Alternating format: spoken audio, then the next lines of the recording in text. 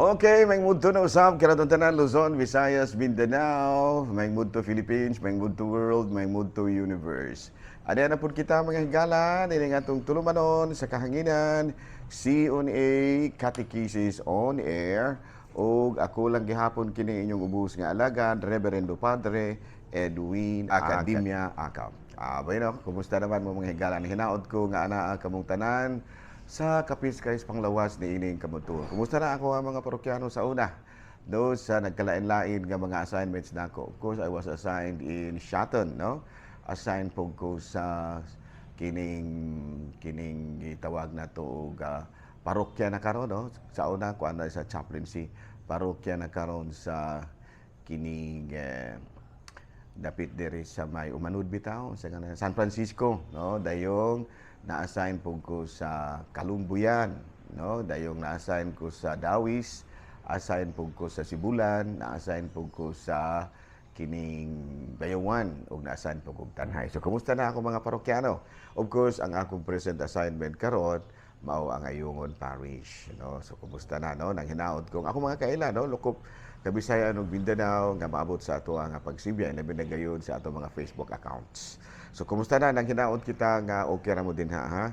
Unya ato dahil nga timbayaon of course ang atong talahurong obispo Bishop Julito B. Cortez, ang atong station manager si Father Ramaata diri sa estasyon DWC ug ang atong station manager po din ha sa Actin Basay si Brother Elmer Lugatiman. So kumusta na nang hinaot kita nga ana kitang tanan sa Kapiskay's panglawas. Bino, adlaw karon nga Lunes, no pizza 19 sa bulan sa Hunyo. Kabalo mo kung sa significance karong adlaw?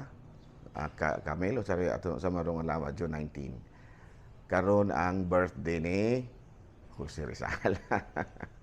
Jose Rizal, no? Natao si attorney si Dr. Jose Rizal June 19. Nalimot ko ito basta kay June 19 to siya, no? Okay, no? Nahala pa dayon ta sa ato ang mga buhatonon. Bari ari kita mahigala sa ato ang ginagmayng paghisgot, no? Wala gyud ko laing kalagmitan sa mga hisgot, mga higala, no? Ang ako ag yung kanunay gipahinumduman mao ang ato ang mga kaigsuonan nga mga magtiayon nga walay kasal, no? Pakasal na intawon mo.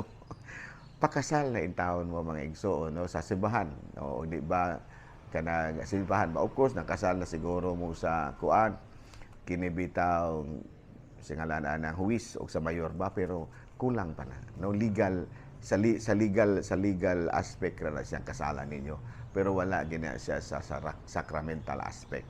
Mas maayo gyud nga magpakasal gyud mo ha. No, gani kami diri sa kining Ayungon na ami diri programa nga kada ikaduhang Sabado sa bulan alas 8 kuang gyud libre ang kasal. Unya adto Pukos Bukid libre pud nako ang kasal sa bukid. Gani kung mga indigent ang mga tao nga mo pakasal, kami pagani mo bayad sa munisipyo. No, para lang gyud nga makasal ha. So muna karoy atong topic, no? Balik-balikan nato nang maong topic o para karong adlaw para pod nga inyo gyud nga makuan gyud inyo gyud bitaw ba nga masabtan kun unsa gyud ang kaimportante sa sakramento sa kasal. Nahala no ato pod nga timbayaon og mayong mudto ang atong mga ato ang talahurong obispo of course, Bishop Julito B. Cortez, ang ato pod nga kining mga lay ministers. Karong adlaw di ay no nagmeeting mi karong adlaw magsugod sa mga alas 2 aduna na may kining gitawag nato gatherings sa mga kaparian, no? Kanang gitawag bitaw nato kana bitaw recreation ba, R&R, no? Rest and recreation, no? Kanang mag-istorya-istorya, dula-dula, ana ginagmay kaon-kaon, kanta-kanta, ano? Adto na kalagmitan namo himuon dito sa St. Mary Vianney Home for the Elders na dito, no? Na swimming pool, ganahan mi muligo na pud mi para ra na nga maka-relax pud mi pa, no?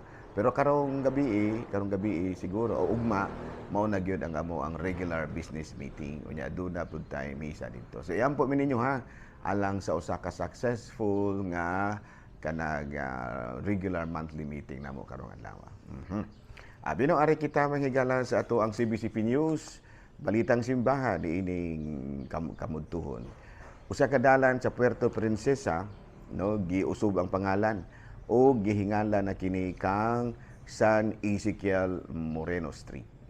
No, ngano man tungod kay kini di ay si San Ezekiel Moreno na-assign ni didto sa una sa Palawan. So muna nga in honor of the missionary priest, no, si Saint Ezekiel Moreno na ang giyoy kuan didto kanang dalan nga giusob ang pangalan o gitawag na og si San Ezekiel Moreno Street.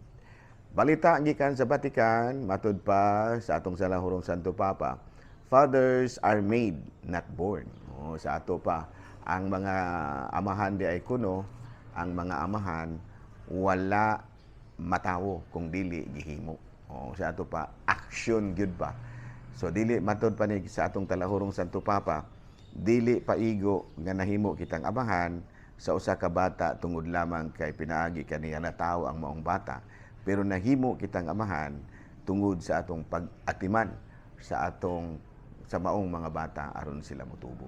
Sa ato pa, fatherhood is not only biological, no, pero kuana siya kanang gitawag nato in terms of responsibility, not only biological but also responsibility. Okay, klaro ba?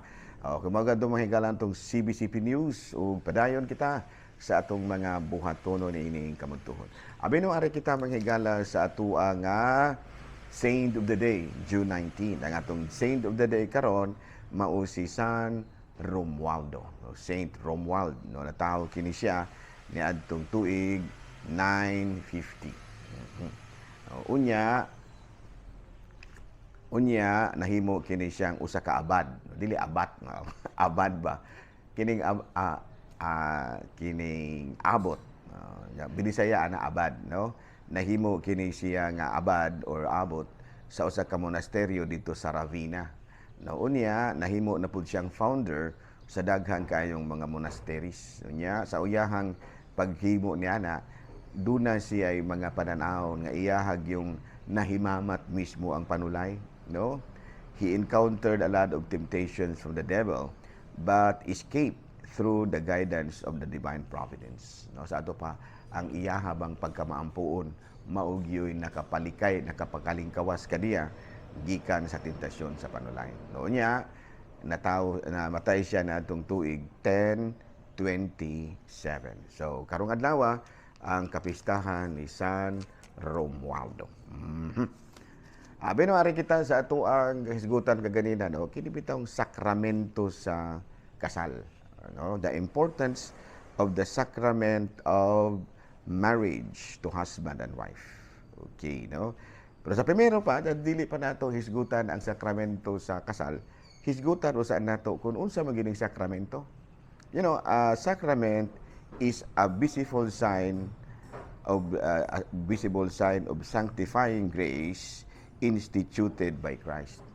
No? A visible sign of sanctifying grace instituted by Christ. Kung sa ganina siya pinisaya, ang sakramento usa ka makitang timailhan sa grasya nga makasantos nga gitukod ni Kristo. So muna din dapit ang matawag nato og kaimportansya tungod kay usa ang kasal di ay gitukod mismo ni Kristo. Unya may makita yung timailhan, muna gitawag nato sa in English og matter and form. No, ang matter mao ang kasal gyud mismo, unya ang form mao ang mao ang pagdinawatay, no, sa bana o asawa. Klaro ba? Nya sa may mga kaayuhan ana, no, matud pa, the sacrament of marriage expresses in a unique way the unbreakable bond of love between Christ and His people. Sa sakramento di sa kasal, napakita, no, ang timailhan sa dili malugti, no, nga talikala sa gugma tali ni Kristo ug sa iyang katawhan. Sa ato pa, ang gugma di ay sa bana og asawa nahiusa diha sa gugma ni Kristo nga unbreakable pag na alang kanato, no, lalimang ka unbreakable nga sa ato pa dili gyud malugti, no, dili malugti nga kining gitawag nato og sakramento o kanang talikala, so talikala connection. Okay, ato kanang mabasa sa Marcos 10 kapitulo 19 matud pa, Therefore, what God has joined together, let no one separate. Buti pasabot, unsa gani ang gihiusa sa Dios, dili gyud pwedeng bulagon sa tao. So diha sa sakramento sa kasal, nakita nato ang gugma ni Kristo ngadto sa iyang katawhan ug ang gugma sa magtiayon ngadto kang Kristo. Ug makita nato ang presensya ni Kristo diha sa iyang katawhan nga nag-ampo alang sa magtiayon. Nindot kaayo nga ang sakramento celebrated in a community. No, munang kanabitang dunay uban nga magpa-secret marriage nga sila rapod para nako murag dili kaayo siya ba maayo. Mas maayo gyud nga kanang daghan gyud. No, aron nga ang matud pa ang pag-ampo sa mga tao makatabang sa magtiayon. No? Manadot pa giingon diri nga love is not how much you say I love you, but it is how much you say that what you say is true. Ayan, no? Klaro kaya na, no? So, okay, no? Nahala, no? Unya, dini na lang una kita kutob, ha? Balik-balikan na to na ugma ng adlawa, kining mauna tong gilisgutan. No? Kaya mag-meeting pa mi. Mag-meeting pa mi karong karong nga orasa? Karong mga orasa. Wala pa, karong mga alas 12:30 pa man ron. Karong mga alas 2. Dili pa noon na meeting, kuan pa na amuha ka ng socials pa ba? Socials. Adto may sa kining St. John Mary Vianney Home for the Elders. Retreat house man siguro na di, home for the elders. Adto himamat mi didto ana, pero ugma na gyud ang among business meeting o holy sacrifice of the mass. Okay, klaro?